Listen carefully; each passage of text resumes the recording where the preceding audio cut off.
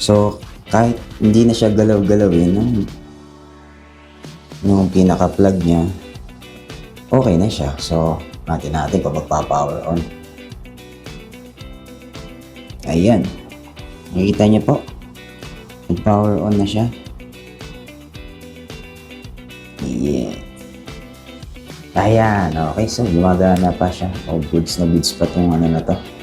Tong laptop na to. So, yan. So, nagawa na natin yung isang sira niya. So, tingnan pa natin kung yun. Hello sa'yo, no? Ako nga pala si Deo. Isa akong technician. So, kung meron kang computer or laptop, so para sa ito. So, itong laptop na gagawin natin ngayon is ay 10 years old laptop. So, hindi ko alam kung kailan pa huling gamit nito, pero malamang pandemic days pa. So, hindi na siya gumagana. So, ganahin natin, try natin kung bubukas. So, drain na drain talaga siya. Wala siyang indicator light. Zero. Puro alikabok na rin siya. So, ito yung kanyang stock. Actually, hindi na ito stock. Hindi na ito ang stock niya. Hindi na ito ang stock niya. Ito yung kanyang adapter. Charging. Tapos, napansin ko, mukhang ito, sira na ito. Lamang, itong sira na ito. So, subukan natin. Kuha tayo ng Kuha tayo ng power. Ayan. 220.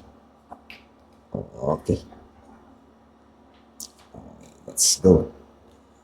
Ayan natin kung magpa-power yan siya. Ayan, okay. Wala siyang charging indicator. So, galaw-galawin natin yung tingnan natin kung magkano siya. Wala pa rin.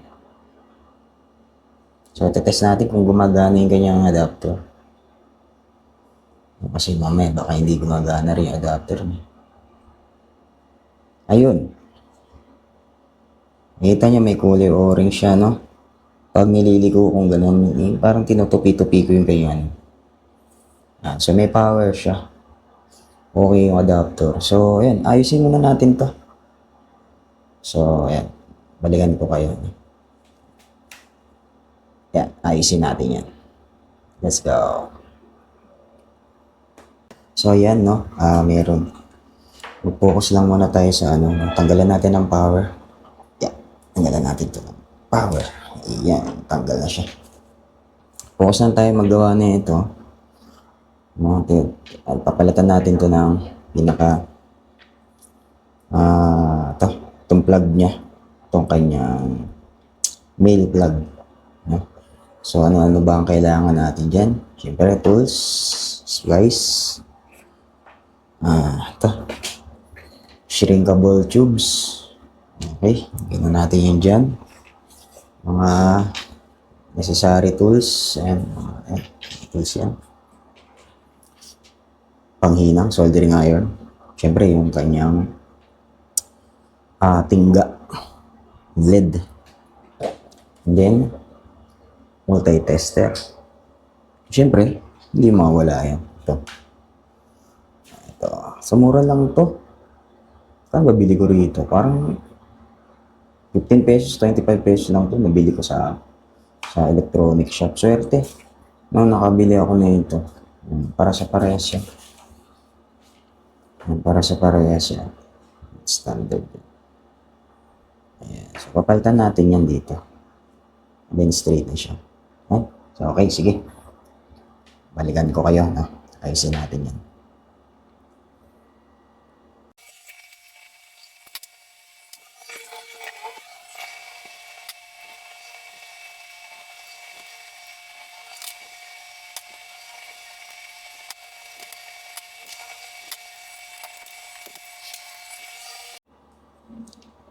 So, yun bali naayos na natin.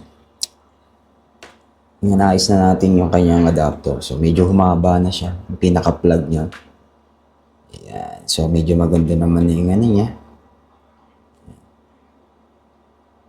So, naka-shrinkable tube na rin siya. Then, na-tester na natin ito, no? Gumagana siya. Ayan. Okay. Sinaksak na rin natin yung sa kanyang ano. Then, tingnan ngayon natin kung gagana na ngayon siya. So, buksan na natin to.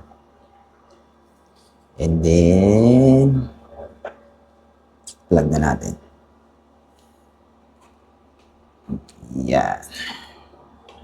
Na, ating tagahawak ng camera. So, naka-plug na. Ayun. So, kahit hindi na siya galaw-galawin, no? Yung pinaka-plug niya, okay na siya. So, natin kung magpa-power on. Ayan. Nakikita niyo po. Nag-power on na siya. Yeah. Ayan. Okay. So, gumagana pa siya. Oh, goods na goods pa tong ano na to. Tong laptop na to.